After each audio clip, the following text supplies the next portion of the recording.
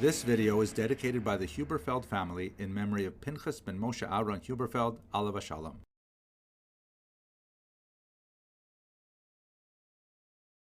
Hello and welcome to Jewish History in Daf Yomi. So every now and then the Daf gives you something so amazing and so surprising. I shouldn't say every now and then, it's pretty much every single Daf is like this. But sometimes I'm amazed when I read some of the history that's buried in our Daf.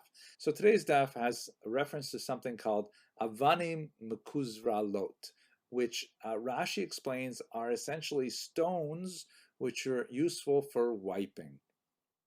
He offers a word in French, besoudes, that seem to mean some kind of stone that is sharp on one side. Obviously, you hope not too sharp.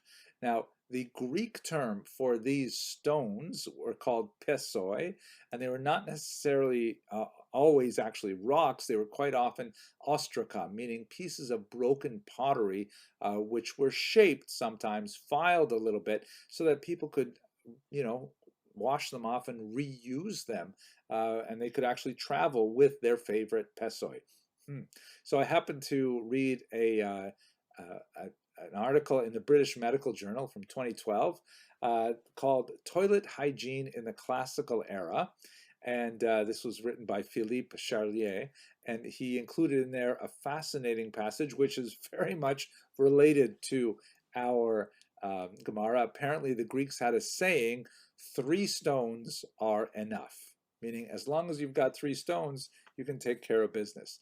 And in that article, they actually found some historic pesoi in a traditional, in a couple of traditional latrines. The left one here is from Sicily, and the right is from Crete, both from the 2nd century. And you can see what they kind of must have looked like. 1 centimeter is, of course, somewhere around ½ an inch in width. So these things look like they're about 1 inch in diameter, something like about this in size.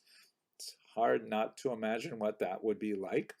And amazingly, when they were able to actually extract from the exterior of one of these pesai some partially mineralized remains. Yes, this is what you think it is, 2,000 years old. Wow, I love the Gemara. Okay, I hope this illuminated your daf, and I wish you hatzlacha in your learning.